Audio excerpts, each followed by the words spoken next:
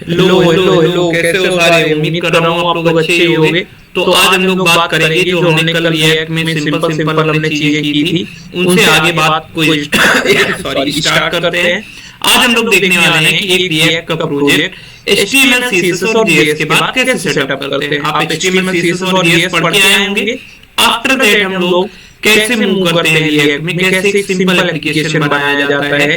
तो वहां से हम लोग बात को स्टार्ट करेंगे और देखेंगे। तो उम्मीद ये है कि आपने अभी तक Node.js इंस्टॉल कर लिया होगा, VS कोड आपका प्रॉपर चल रहा होगा।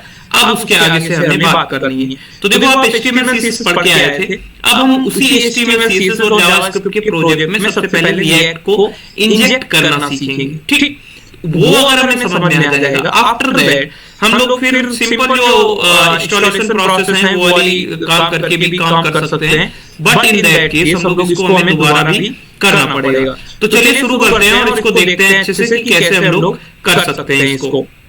तो देखो, यहाँ पे मैंने क्या ले रखा है, एक सिंपल हमने प्रोजेक्ट ले रखा है, एक फोल्डर बना रखा है। इसके अंदर हम क्या करते हैं, अभी के लिए index.html एक फाइल बना लेते हैं।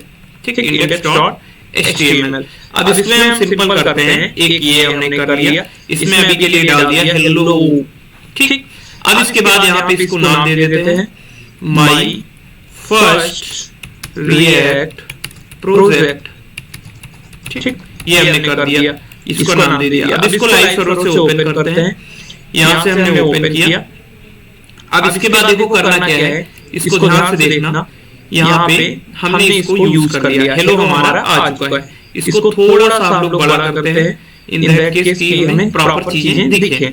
अब देखो, अब हमें क्या करना है, इसके अंदर रिएक्ट को इंस्टॉल करना है। तो अगर अभी हम इंस्पेक्ट पे जाएं, कंसोल पे जाएं, यहाँ पे अगर अभी मैं रिएक्ट लिखूं और एंटर करूं, तो इन दैट केस हमारा क्या आ रहा है, हमारा एरर आ रही है कि रिएक्ट इज नॉट डिफाइंड। अब हमको क्या करना है, सबसे पहले रिएक्ट को इंस्टॉल करना है।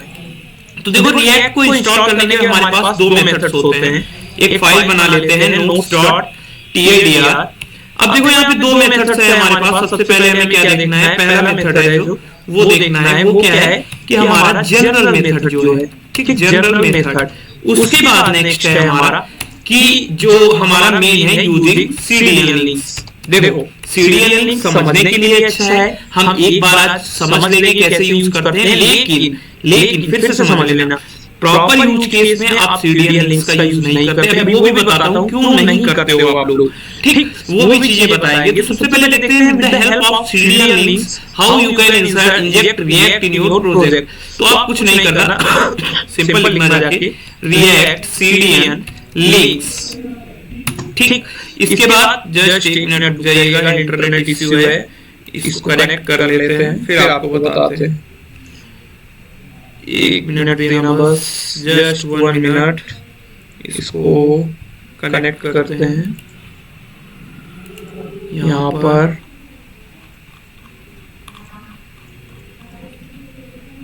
ठीक है, इसको दोबारा से रिफ्रेश करते हैं। तो जैसे हमने रिफ्रेश किया, ये आ जाए, तब तक एक चीज ये देख लो कि यहाँ पे अगर हम लोग रिएक्ट डोम भी लिख रहे हैं, रिएक्ट डोम, तो क्या इन दैट केस से चला? अभी नहीं चला। लेकिन अभी देखना, जब हम लोग CDN लिंक्स डालेंगे तो ये क्या करेगा, ये हमारा सारे दोनों जो प्रॉपर हैं वो रन कर जाएंगे। दोनों के केसेस प्रॉपर आपके चल जाएंगे, कोई भी हमारा इश्यू नहीं आ रहा होगा। तो एक मिनट रुकना, ये नेट कनेक्टिविटी का थोड़ा सा इश्यू है इस केस में। हम लोग ये देखते हैं प्रॉपर, एक मिनट। सो अवेलेबल नेटवर्क्स, चलिए चल गया।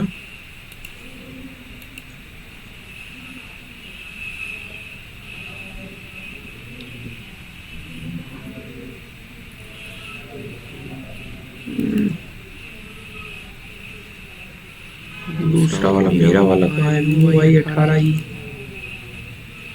1 2 3 4।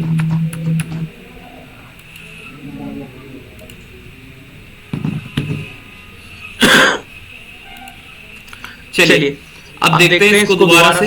अब देखो, यहाँ पे CDN लिंक्स आया है। अब देखो, हमें करना क्या है, इसी वजह से सीरियल लिंक्स को हमको सिंपली कॉपी कर लेना है अब हम आते हैं इधर अपने प्रोजेक्ट के अंदर। अब प्रोजेक्ट के अंदर आने के बाद सिंपली हेड टैग के अंदर ही इनको डायरेक्टली हमें एज इट इज पेस्ट कर देना है। जैसे आप पेस्ट करेंगे, अब इधर आना, इधर साइड में इसको रिफ्रेश करना, अब लिखना रिएक्ट, हमने सिंपल लिखा रिएक्ट। जैसे एंटर करोगे क्या है, अब हमारा एरर जा चुकी है। एरर की जगह पे क्या आ रहा है, कुछ हमारा एक कंटेंट आ रहा है। इस कंटेंट को ध्यान से पढ़ना, सबसे लास्ट में एक आपको इंटरेस्टिंग फैक्ट मिलेगा, सीक्रेट इंटरनल्स डोंट यूज और यू विल बी फायर्ड। तो इसको भी आप लोग ध्यान से पढ़ लेना। फिर दूसरा जो भी बताया था कौन सा था, हमारा था रिएक्ट डोम। अब रिएक्ट डोम को भी चला के देख लेते हैं। तो यहाँ पे मैंने ले लिया रिएक्ट डोम। तो रिएक्ट डोम जैसे आप चलाएंगे, इन दैट केस ये भी प्रॉपर चल रहा है, कोई एरर नहीं आ रही है। तो देखो सीरियल लिंक्स करता क्या है वो समझो। तो सीरियल लिंक्स हमारे HTML या HTML CSS और JS का जो प्रोजेक्ट है उसके अंदर रिएक्ट को इंजेक्ट कर देता है। इंजेक्ट करने का मतलब कि आप डायरेक्टली रिएक्ट के जो भी फीचर्स हैं आप डायरेक्टली यूज कर सकते हैं। अब देखो, सबसे पहले हमें देखना है, जैसे अगर मान लिया मैंने कोई H1 यहाँ पे बना दी, ठीक, H1 के सॉरी यहाँ पे मैंने लिखा है H1 और H1 के बाद मैंने लिख दिया हे दिस इज मी, ठीक, यूजिंग HTML। अब अगर इधर आएंगे तो इधर साइड में हमको क्या दिखेगा, हमारा पहला वाला आ चुका है this is me using HTML। लेकिन यही सेम चीज हमको विद द हेल्प ऑफ अगर रिएक्ट करनी है तो कैसे करेंगे, in that case how we will do this. तो देखो इसको करने के दो तरीके हैं, या तो हम लोग यूज करें किसका, आज जो हम मेन पढ़ने वाले हैं वो है react dot create element method. अब ये react dot create element method करता क्या है, ये बेसिकली यूज किया जाता है अगर हमको रिएक्ट के किसी एलिमेंट को क्रिएट करना है। जैसे अगर हम हेडिंग क्रिएट करना चाहते हैं, हम पैराग्राफ क्रिएट करना चाहते हैं, या फिर हम मान लिया कोई इमेज क्रिएट करना चाहते हैं, तो ये उसको क्रिएट करने का एक मेथड है। तो देखो रिएक्ट डॉट क्रिएट एलिमेंट हमारे 3 पैरामीटर्स लेता है, सॉरी 3 पैरामीटर्स। सबसे पहले क्या देते हैं हम लोग, टाइप देते हैं, ठीक। टाइप क्या है, मतलब टाइप जैसे कि H1 है कि H2 है कि H3 है कि इमेज है कि पैराग्राफ है, ये चीज हम प्रोवाइड करते हैं। सेकंड केस में हम लोग ज्यादातर हम क्या देते हैं, additional information about that element, ठीक, additional info about that element वो हम प्रोवाइड कर रहे होते हैं। नेक्स्ट उसका क्या होता है जो सबसे इंपॉर्टेंट है, वो ये है कि कंटेंट क्या है उसके अंदर। ये 3 चीजें हमको बेसिकली प्रोवाइड करनी होती है, टाइप, एडिशनल इन्फो और कंटेंट। इन 3 के बेसिस पे हम लोग बेसिकली एलिमेंट को क्रिएट करते हैं। तो चलिए अब हम लोग देखते हैं कि react dot create element method के थ्रू कैसे हम लोग एक HTML एलिमेंट को क्रिएट करेंगे। तो यहाँ पे लिखते हैं सबसे पहले स्क्रिप्ट टैग, इसको यहाँ पे हमने क्लोज किया।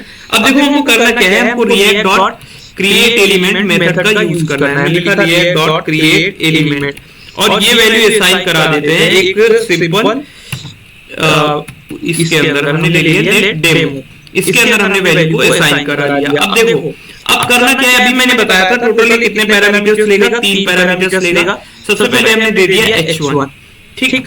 इसके बाद नेक्स्ट वैल्यू अभी हमें कुछ प्रोवाइड नहीं करनी है, लेकिन इन दैट केस मान लिया हम एक स्टाइल भी दे देते हैं।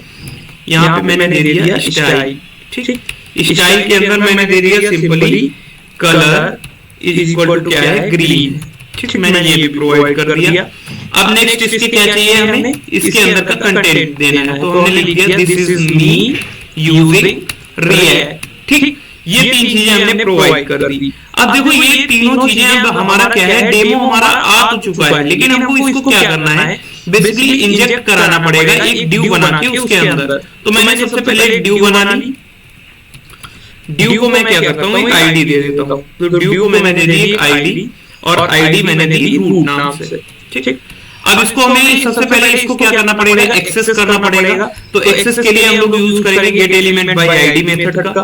तो उसका यूज करके हम लोग डायरेक्टली इसको सबसे पहले एक्सेस करते हैं। तो मैंने लिया const res is equal to document dot get element by ID और इसके अंदर मैंने डायरेक्टली प्रोवाइड करा दिया रूट को, ठीक। अब जैसे ही हमने रूट को प्रोवाइड करा है, अब हम करेंगे एक रिएक्ट डोम मेथड का यूज करेंगे, रिएक्ट डोम का रिएक्ट डोम डॉट रेंडर, ठीक, ये लिखेंगे। अब इसमें हमको दोनों चीजें पास करनी पड़ेगी, डेमो कामा रेस, ठीक, डेमो कॉमा सॉरी, ये जो हमने अभी बना रखा है ऊपर, ये हमको पास करना पड़ेगा दिस।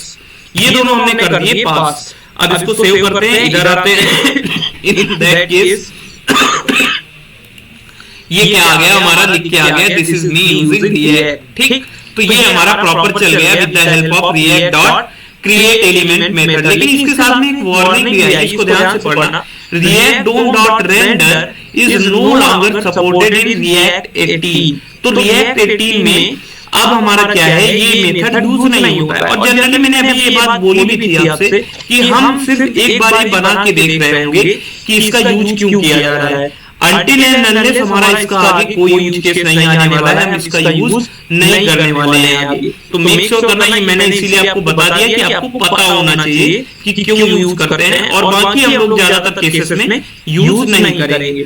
ठीक है, तो ये था इसका मेन कॉन्सेप्ट कि react dot create element method को कैसे यूज करते हैं, क्या तरीका होता है हमारा, वो चीज हमने बेसिकली प्रॉपर्ली देख ली। इसके बाद हम लोग अब देखने वाले हैं जो मेन है। अच्छा, इसको क्या करें, इसको अगर मैं ये पूरी फाइल को अगर मैं app.js के अंदर एक फाइल बनाता हूँ, एक काम करते हैं, इसको कंट्रोल एक्स करते हैं, एक नई फाइल बनाता हूँ app.js,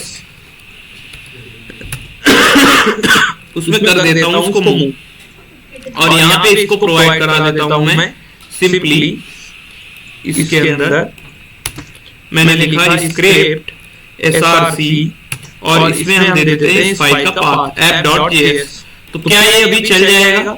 इन दैट केस इधर आते हैं, इसको रिफ्रेश करते हैं, तो ये क्या है, हमारा प्रॉपर चल रहा है। ठीक, तो हमने एक फाइल और बना ली app.js, एक index.html है। अब अगर मान लिया हमको कुछ और यहाँ पे क्रिएट करना होता था तो हम डायरेक्टली क्रिएट कर सकते हैं। मान लिया हमको कुछ पैराग्राफ लिखना है तो हम डायरेक्टली यहाँ पे कुछ पैराग्राफ भी लिख सकते हैं, XYZ जो भी XYZ हमें देना है हम एज इट इज दे सकते हैं। ठीक, जो भी पैराग्राफ आप लिखना चाहते हैं आप एज इट इज लिखना, जो भी लिखेंगे आपका डायरेक्ट इधर रेंडर होके आ जाएगा। तो इस तरह से बेसिकली हम यूज करते हैं ये डॉट क्रिएट एलिमेंट मेथड का।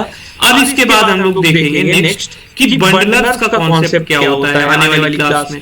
तो नेक्स्ट क्लास के लिए रेडी रहिएगा, जिसमें हम लोग देखने वाले हैं कि बंडलर्स क्या होते हैं, बंडलर्स को क्यों यूज किया जाता है, क्या बेसिक यूज केस होता है। तो तब तक के लिए सीखते रहिए, एक्सप्लोर करते रहिए। Thank you so much guys, have a nice day.